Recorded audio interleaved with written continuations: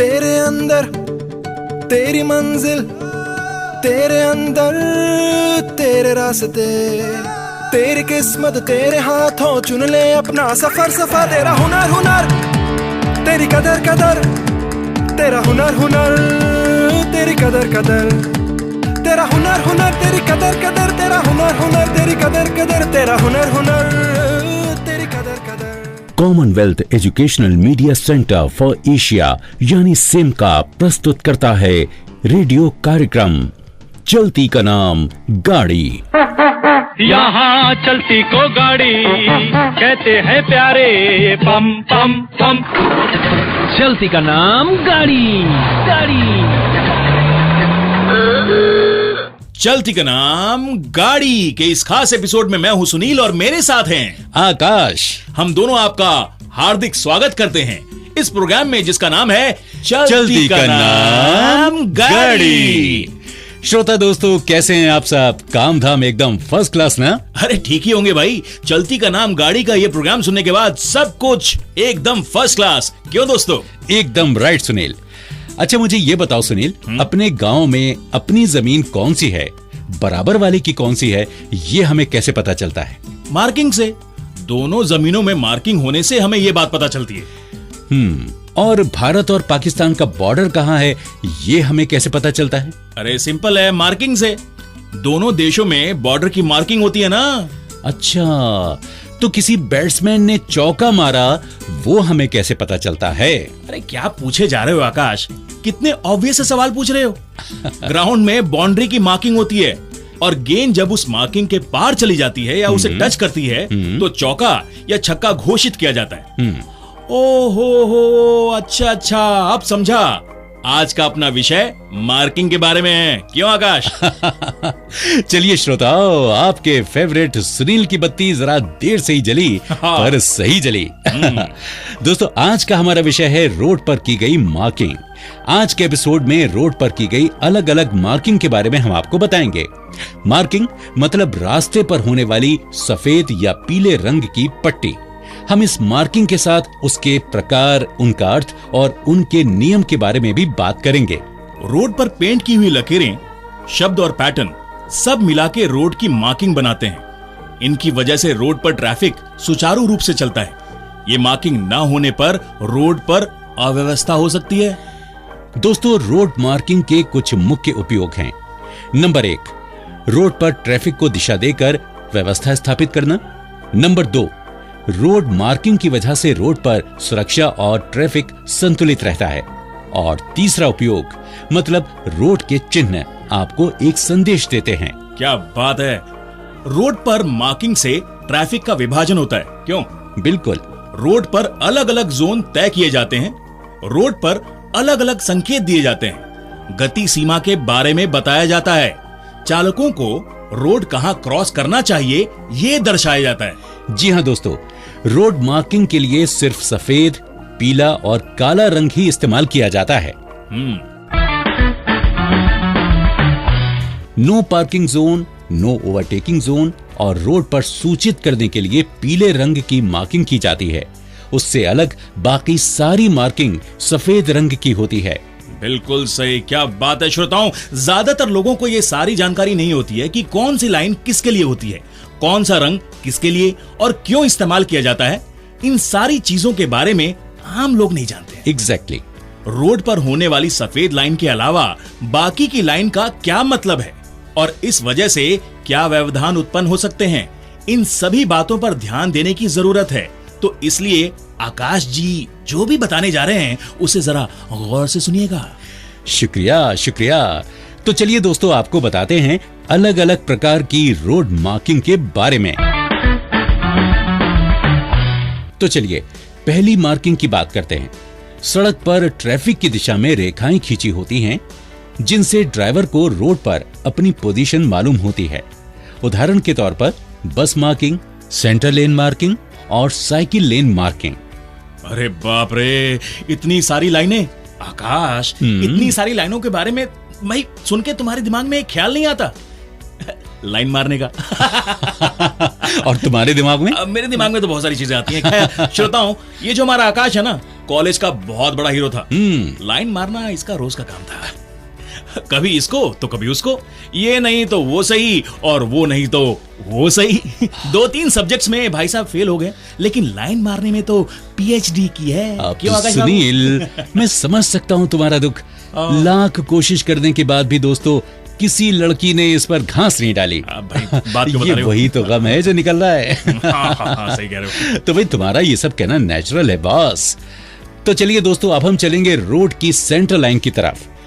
दोस्तों, सफेद रंग की छोटी छोटी पट्टियां जो सड़क के बीच में होती हैं, उन्हें हम सेंटर लाइन कहते हैं। यानी जो छोटी छोटी सफेद पट्टियां हम देखते हैं रोड पर, उसे हम सेंटर लेन कहते हैं। बिल्कुल, ये रोड पर ट्रैफिक को डिवाइड करने के लिए होती है। क्यों? बिल्कुल ठीक कहा। रास्ते में लंबी चौड़ी लाइन को बैरियर लाइन कहते हैं। ये लाइन दिखने पर उस जगह पर ओवरटेक नहीं करना चाहिए। रास्ते पर होने वाली डबल सफेद या पीली लकीरों का अर्थ होता है ड्राइवर को आगे ट्रैफिक स्पष्ट रूप से दिखाई नहीं देगा, इसलिए उस जगह पर ओवरटेक ना करें।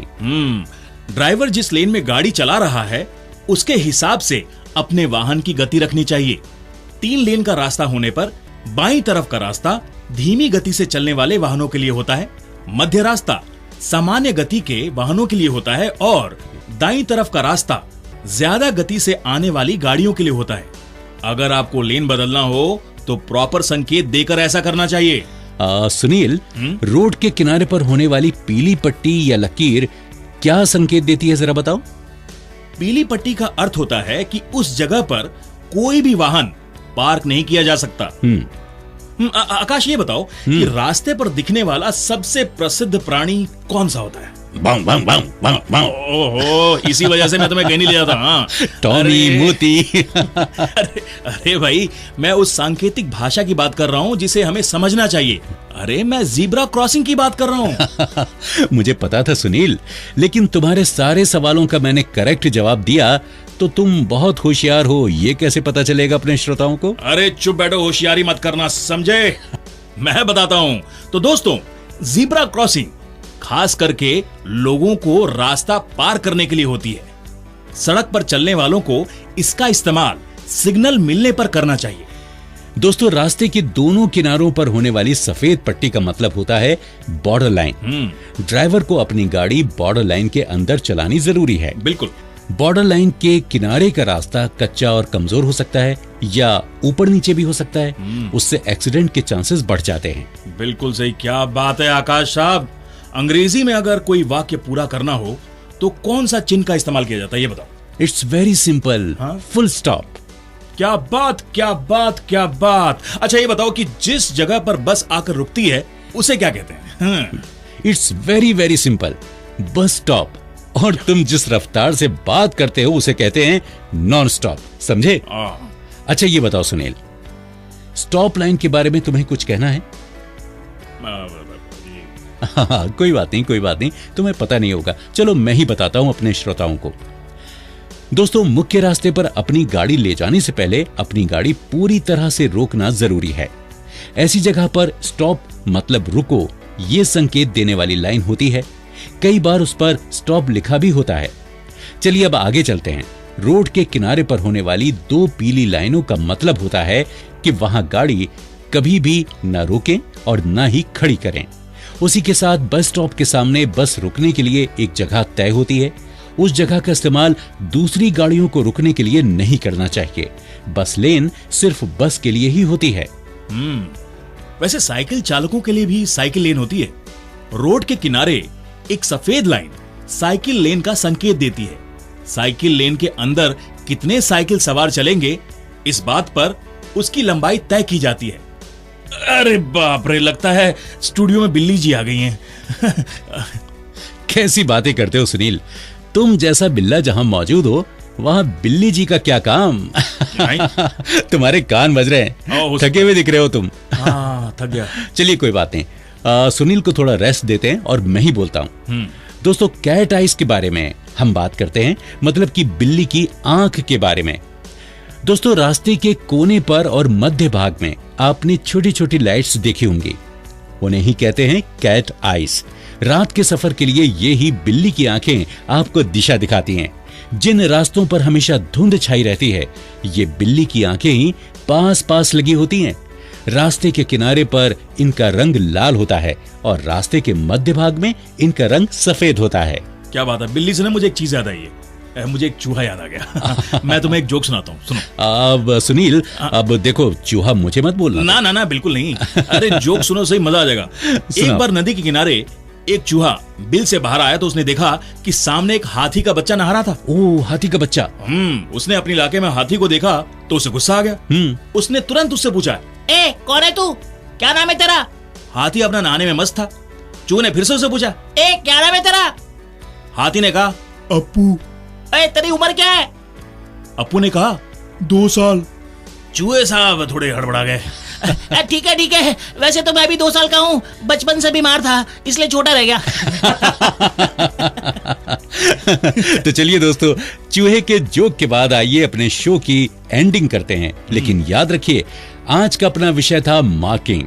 पीली लाइन पर मत कीजिए पार्किंग, लाइन के हिसाब से कीजिए अपनी गाड़ी की ड्राइविंग, रास्ते के बाहर की साइड पर कीजिए साइकिलिंग, मुख्य रास्ते पर आने से पहले कीजिए अपनी गाड़ी की स्टॉपिंग। क्या बात है। अब हम लेते हैं आपसे विदा और मिलते हैं एक नए एपिसोड में, और तब तक करते रहिए अपना और अपनी गाड़ी का ख्याल, और सुनते रहिए चलती का नाम गाड़ी। यहाँ चलती को गाड़ी कहते हैं प्यारे, पम पम पम। चलती का नाम गाड़ी, गाड़ी।